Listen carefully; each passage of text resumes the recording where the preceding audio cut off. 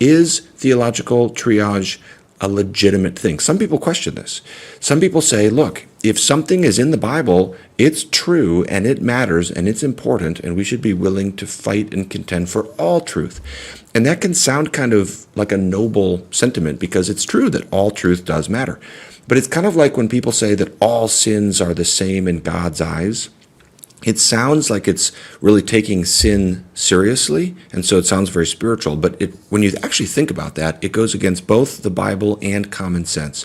It goes against the Bible because there's just so much that ranks sin in different levels of severity. Jesus in Matthew 23 speaks of the weightier matters of the law. The prophets decry some sins as more heinous than others. So like Jeremiah in Jeremiah 16 and Ezekiel in Ezekiel 23 will say, you have sinned worse than your forefathers. Jesus will speak of lesser and greater degrees of punishment for different cities. In the Old Testament law, there's different provision for different kinds of sin. Like in Numbers 15, there's provision for unintentional sins as distinct from high-handed sins. Here's how the Westminster Shorter Catechism puts it. It says, some sins in themselves and by reason of several aggravations are more heinous in the sight of God than others. That's, when you think about it, that's really common sense, right? It's like, okay, yeah, murder is worse than gossip, you know?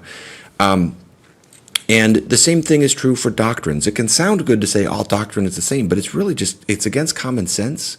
And it's also not what we see in the Scripture.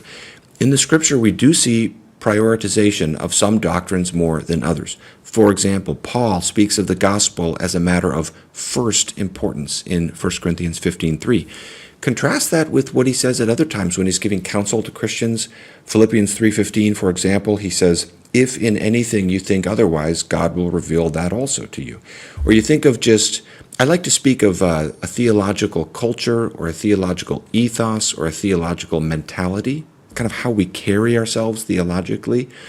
And you can find a different sort of ethos in some passages in Paul's letters than others, based upon the circumstances he's addressing and the issue he's addressing. So you think of Galatians 1. That's one kind of theological ethos. It's like throw down the gauntlet, you know. But then you also have Romans 14 passages where Paul is saying don't quarrel over opinions. That's a different kind of theological mentality that's warranted for a different issue in a different circumstance. So we've got sometimes where Paul is basically saying, you know, dig your heels in, theologically, and other times where he's basically saying, chill out, theologically. Okay, so that's wisdom, and that's and that's just common sense, I think, right? The doctrine of the Trinity is more important than how many angels can dance on the head of a pin. That's an interesting question, actually, or other questions about angels that come up in the medieval era. They're interesting, but they're not as important, and it's just sort of common sense. So, some people say, last comment on this, then we'll move on. Some people say, well, this idea of kind of ranking doctrines minimizes truth, and it's really more of like a modern, inclusivist, liberal kind of way of functioning. And I just want to push back against that by giving two quick examples. Some people won't like these examples because they're from the Reformed tradition, and I know I have a lot of non-Reformed people, but hopefully you can appreciate the point of these non-Reformed people who watch my videos.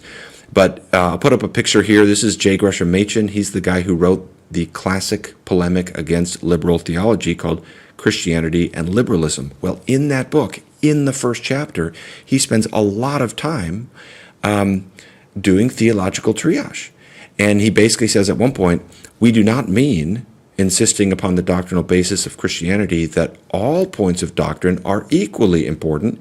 It is perfectly possible for Christian fellowship to be maintained despite differences of opinion. And he goes through all these examples, the millennium, apostolic succession issues, Calvinism versus Arminianism issues, the sacraments. He even lists Catholicism versus Protestantism. And he says the differences there are more severe. But all of that he triages, and he distinguishes that from the case he's making against liberalism.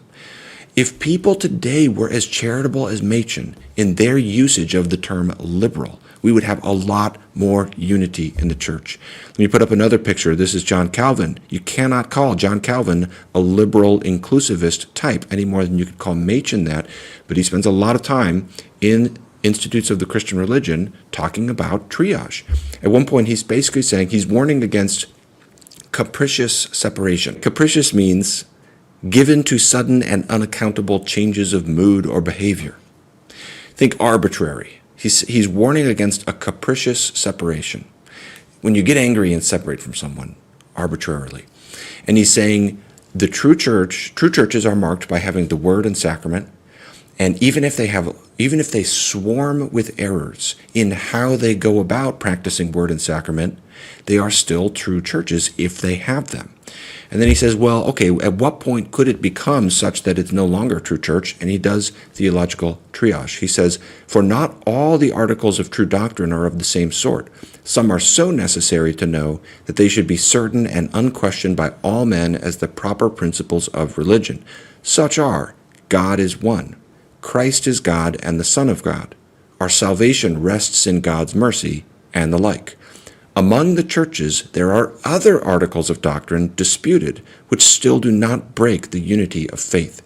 And he gives several examples of non-essential secondary doctrines, and then he says, a difference of opinion over these non-essential matters should in no wise be the basis of schism among Christians. And he goes on at great length basically saying a lot of the divisions that happen in the church are because of pride, not holiness.